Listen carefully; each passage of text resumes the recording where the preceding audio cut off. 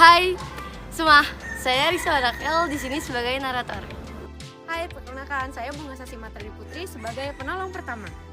Hai semuanya, nama aku Amanda Novriani, di sini aku sebagai penolong 2. Hai semua, aku Anissa Sadidas sebagai korban.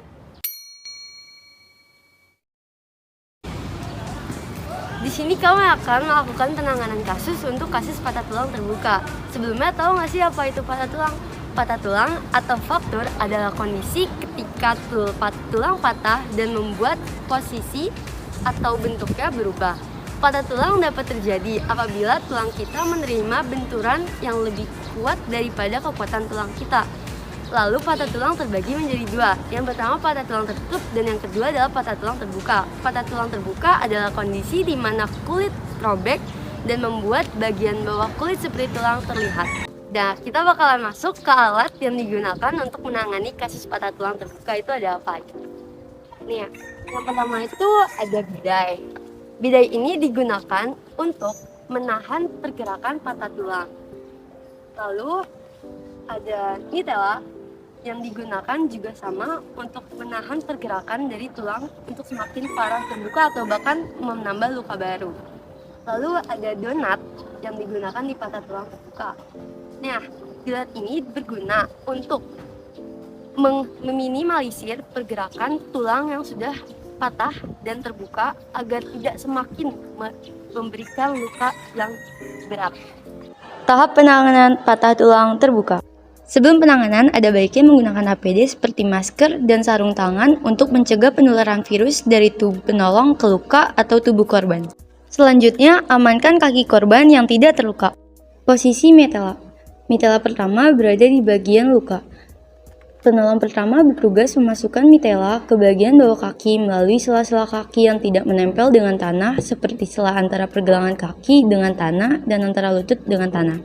Posisi kedua berada di bagian atas pergelangan kaki.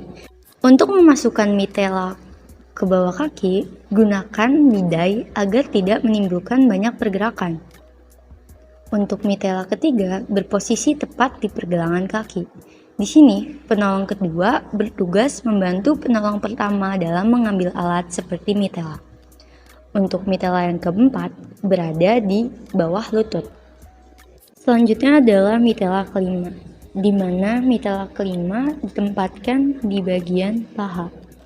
Untuk menyesuaikan posisi, penarikan mitella tidak diseret searah, namun digeser secara zigzag untuk mencegah pergerakan. Selanjutnya adalah mitella ke-6 yang berposisi tepat di tempurung lutut. Yang berikutnya adalah mitella yang terakhir atau mitella ke-7, di mana mitella ke-7 ini ditempatkan di atas lutut. Tugas lain dari penolong kedua adalah membuka mitella yang mulanya pendek menjadi panjang. Kemudian pasang bidai di kaki korban yang terluka dan usahakan penolong kedua selalu memeganginya untuk meminimalisir terjadinya pergerakan. Lalu, ikat terlebih dahulu mitella yang berposisi di atas pergelangan kaki. Pengikatan ini didahulukan karena untuk mengamankan bagian atas luka agar tidak bergerak, sebab bagian pergelangan kaki sangat berpotensi untuk bergerak dan memengaruhi luka. Mitella yang digunakan adalah mitella dengan ikatan 8, kecuali mitella yang berposisi tepat di luka barulah menggunakan mitella ikatan 4. Ikatan yang kedua adalah ikatan mitella di bagian bawah lutut. Sama seperti sebelumnya, ikatan di sini adalah untuk meminimalisir pergerakan di lutut. Diusahakan ikat mitella dengan kencang untuk menahan pergerakan kaki, sebab jika kaki bergerak, akan memengaruhi tulang yang patah. Ikatan yang ketiga adalah ikatan di luka. Letakkan mitella donat atau cincin di atas luka dengan bantuan penolong kedua. Penolong kedua membantu penolong pertama mengangkat kaki yang terluka untuk memudahkan dalam mengikat mitella. Pada bagian ini, mitella jangan diikat terlalu kuat karena rentan menimbulkan pergerakan pada tulang yang patah.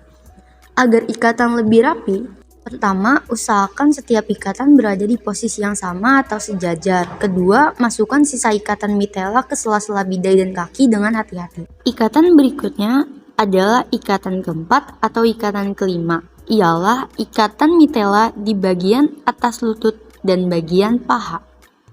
Apabila mitela di bagian paha tidak sampai atau tidak cukup, tarik mitela yang terlipat menjadi 2 agar memanjang.